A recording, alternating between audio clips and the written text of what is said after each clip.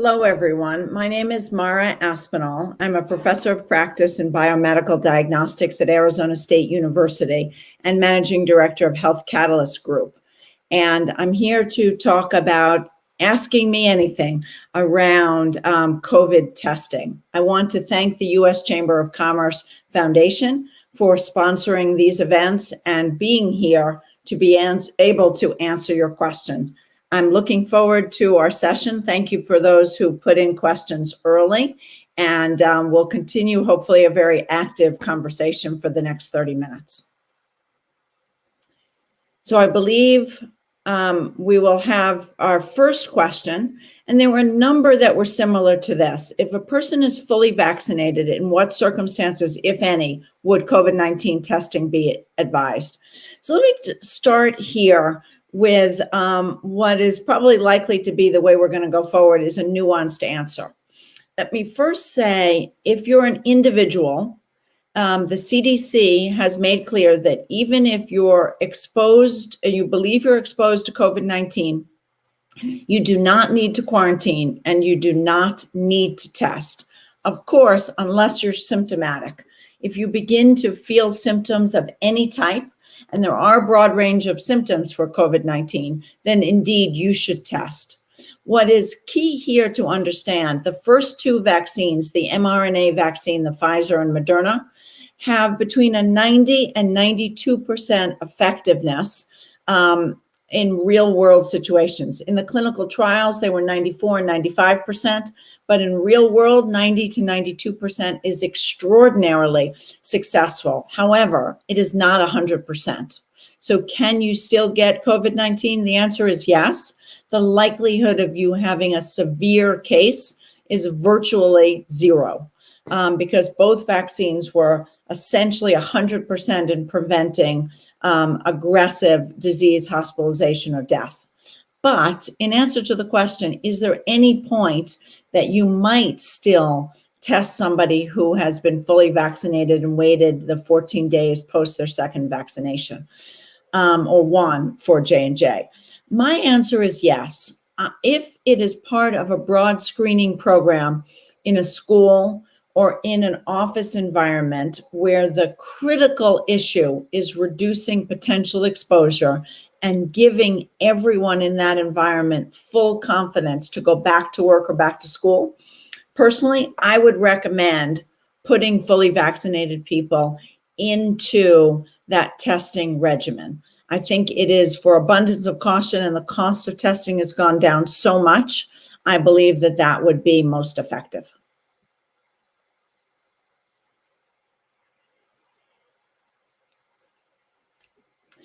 Question, how do we determine which rapid tests are most accurate? And there seems to be pop-up testing sites all over. Jim, that's a great question. First, let me clarify that most rapid tests are what's called antigen tests. There are a few rapid tests, including, and I can show people what they look like with some samples, but the two additional rapid tests that are sometimes in these sites are Lucira and Visby. This is what's called the LAMP technology, and this is a PCR technology. But most of the tests that are done on rapid are tests like, and I'm going to open the Abbott test, which is a card system, or a pregnancy test like system. This is the Abbott one. If you haven't seen it, it looks like this, and you use this strip. It's a bit of a process. You use it to get a nasal swab, and you put it in here with some chemicals, swirl it around, and get an answer. Most of the other tests, however, look more like this, which is a system for which you get a nasal swab either attached or separate, put it in a small cartridge, and you see one line for negative, that's the test, the control, and two lines for positive. So the answer is I would go as a layperson to the FDA website or a website that I maintain, with easier to read information, I think, which is called testingcommons.com through Arizona State University.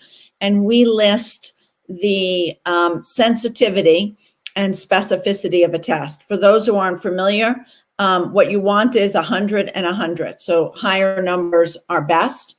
And if something is 98% sensitive, it means it has 2% false negative. If something is 97% specific, it means it has 3% false positive. For most of the antigen tests, they're pretty close to 100% specific, i.e. very, very few, if any, false positives. Their challenge is that they could be between 95 and 98% sensitive, meaning they have 5 to 2% false negatives. What the FDA has just done in the last week is announce that with these antigen tests, these pregnancy-like tests like this, what they have done is said, you know what, if you use these tests twice a week, 24 hours apart, 36 or 48 hours apart, they are equivalent to the PCR test. Now, why is that? It's because these antigen tests are the tests really for contagiousness. And they have the ability, usually one day, of missing the early infections when somebody is not contagious, but the virus is starting to increase. And the way viral load works is it increases very fast and decreases very slowly. So you run the risk, small risk, about 14 hours, where you might be negative on an antigen test and positive on a PCR test. And that's why the FDA is now saying, let's do these tests, use them, but use them in a way that you do 2 antigen tests on what's called serial testing. So long answer to say, I would be confident with all of the tests that the FDA has authorized in EUAs, but there are slight differences in how they're used. Certainly some differences in how they cost and what's available, but all of them are at least 95% sensitive and specific. And I believe today, virtually all but one are 96 or 97% specific and sensitive. Next question. This is interesting and very much related. Why does Hawaii require a nucleic acid amplification test from a CLIA lab? Is this a better test? It's directly related to my last question. First of all, nucleic acid test is a PCR test. So many of you have heard the state PCR and said those are the gold standard. Back to what I just said, the PCR tests are virtually all the time done in a central lab.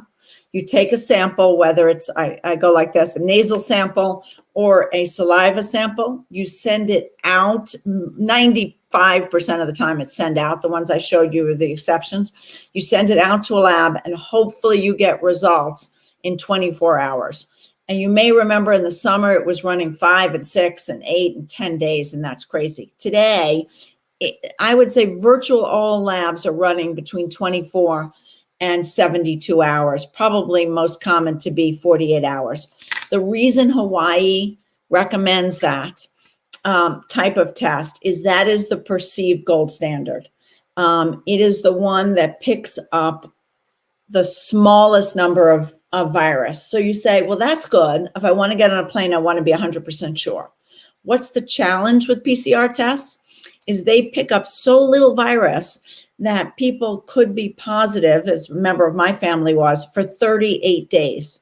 He recovered in 2 weeks from COVID, but his PCR test continued to be positive for 38 days.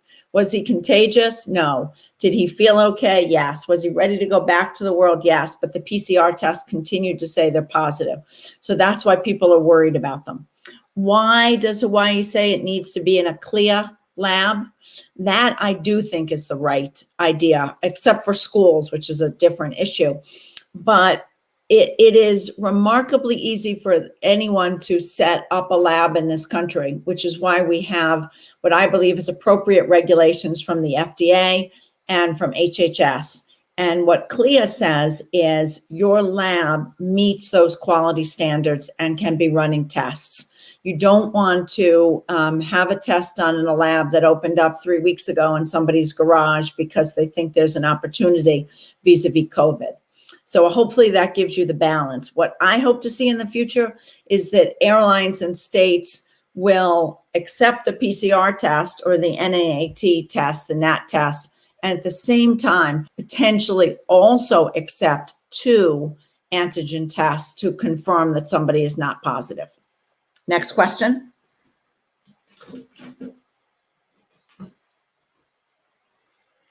Is on-site rapid testing for large crowds entering sporting events, concerts feasible or even a good idea?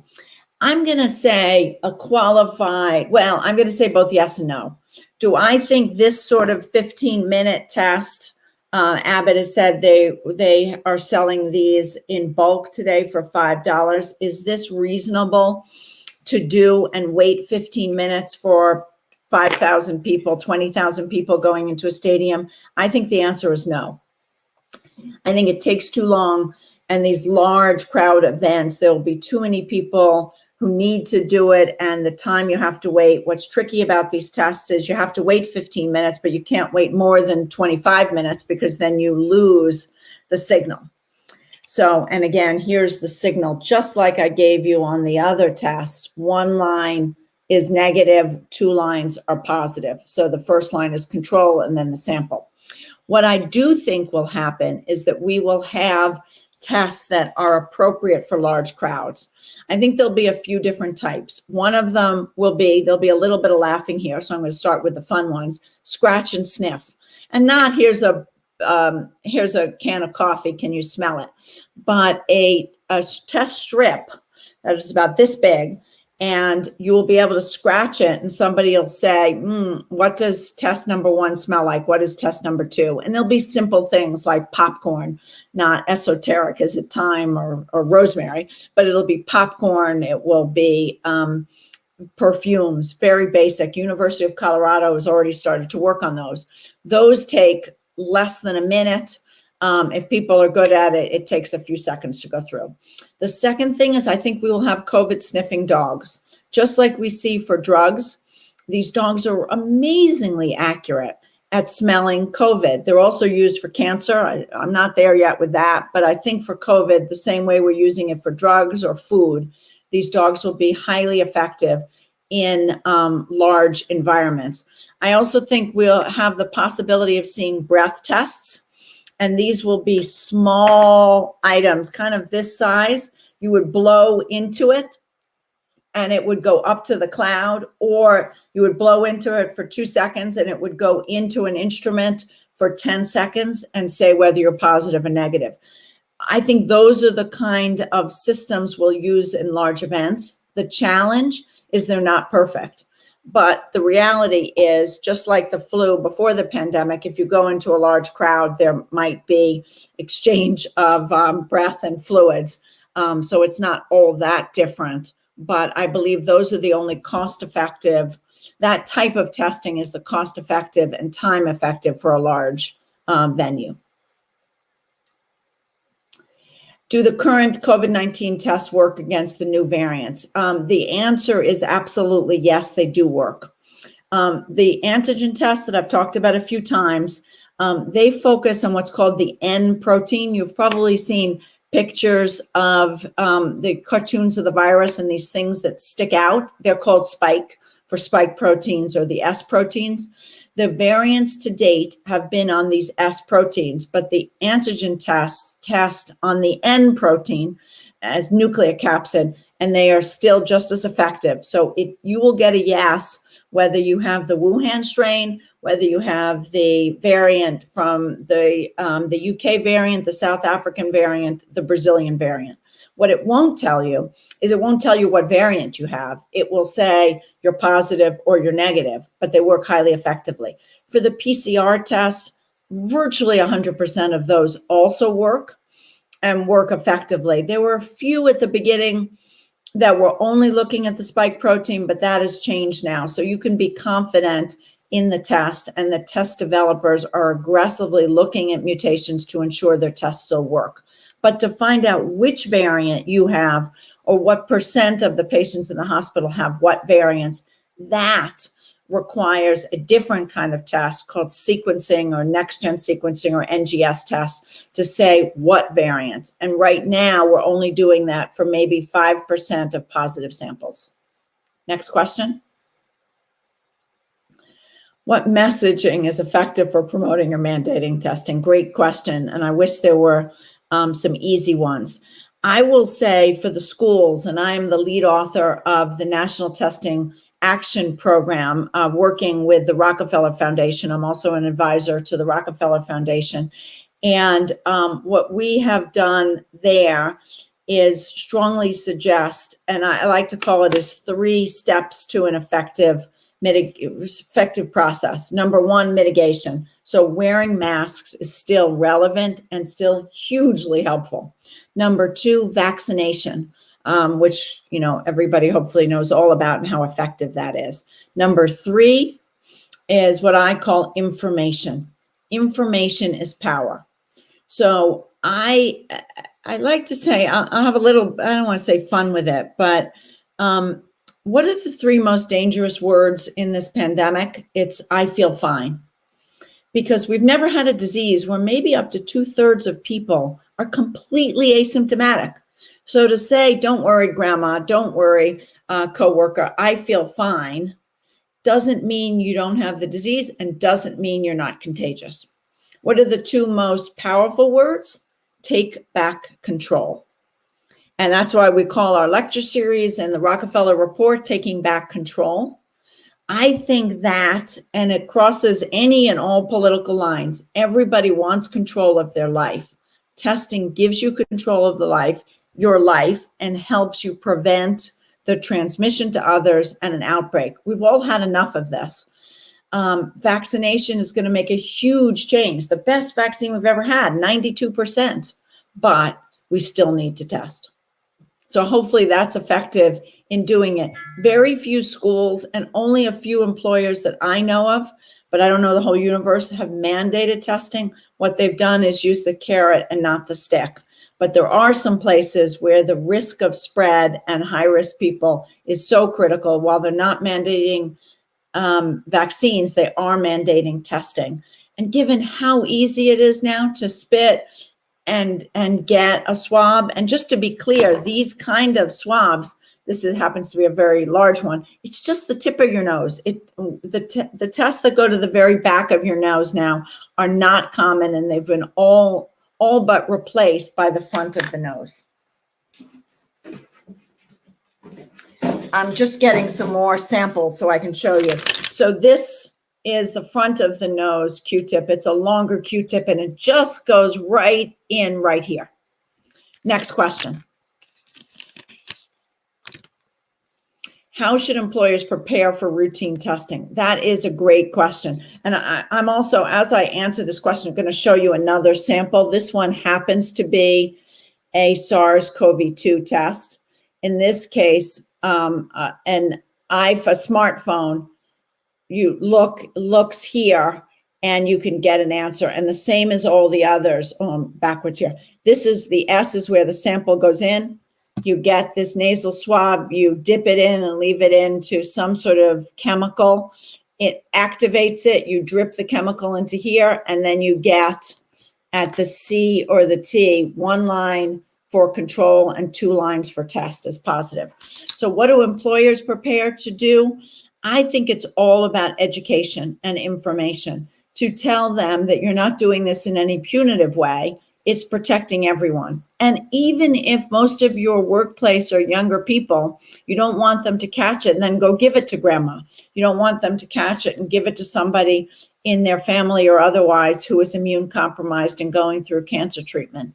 So to me, it's all about telling people that they have the power to do it, number 1, and they have the power in themselves, a lot of ads on that, to control this pandemic. Number 2, I would tell them it's really, really easy. and fast. It's not going to take up more than 3 minutes of your day to swab, to spit, and then wait for this result. Number 4, what I would also, we have this is more of a business issue for leadership as to pay for the test. The cost of these tests has come dramatically down.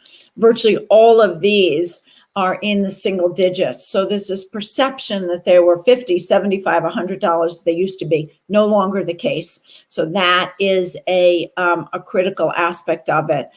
And I'll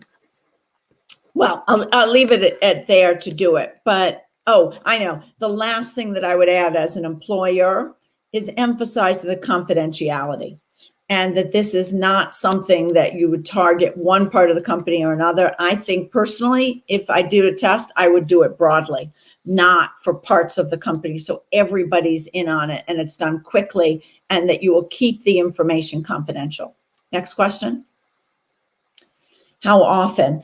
The standard has been once a week for testing, but the FDA just last week said if you're going to use antigen testing, they're recommending twice a week. Personally, I think this is a good example. If virtually everybody's been vaccinated, but you still want to do a testing program, once a week is probably fine because you have that first level of protection. If you're in a high risk environment, a high prevalence community, or you're interacting with the public or people who are at high risk, cancer patients, elderly, you might want to go to twice a week, but I certainly wouldn't go more than that. And I think once a week would work. One option that I would suggest is if you're going back to the workplace after a long hiatus or even a long weekend where people were out and about, I might test everybody at the beginning. And then some employers are doing it 25 or 50% of people a week. So they're only doing it twice a month, which is not a crazy approach.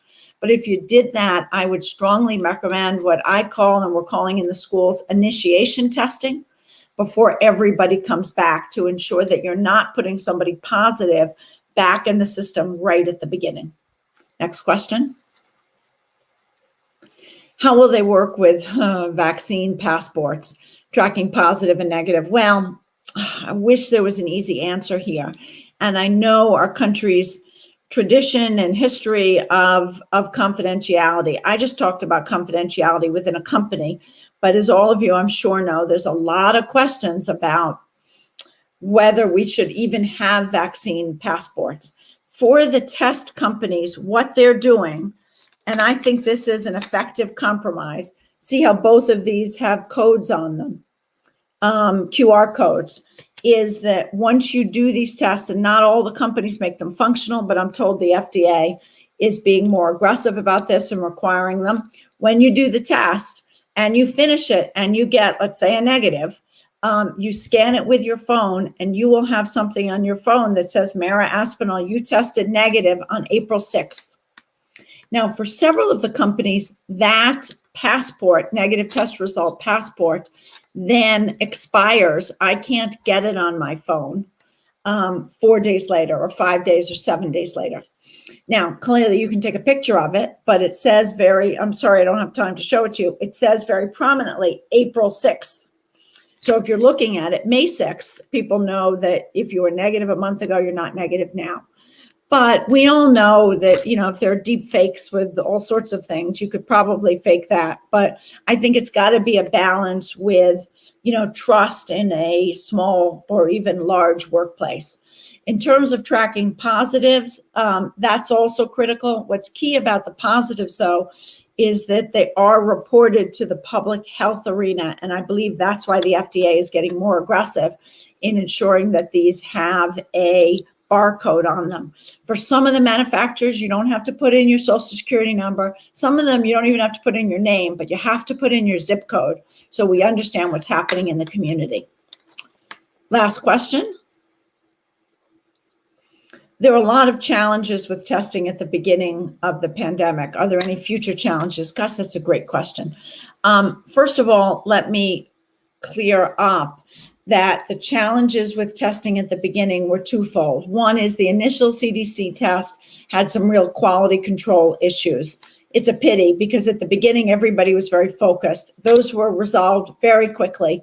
And there are, with the CLIA tests, with the FDA EUAs, there are no tests that I will say have quality problems. I'm also really impressed that the FDA has done two things. When there are challenges with a test and it's not working quite right or the instructions aren't clear, they put out a bulletin. They also revoke tests. There are tests, and you can see all of these at testingcommons.com or fda.gov. You could see which test the FDA said, you cannot sell it here.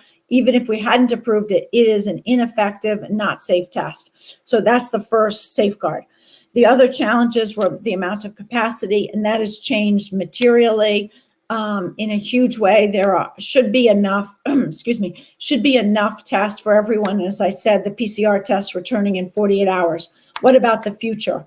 What I think is likely in the future is the testing reluctance, that people won't want to be tested. They're done with it.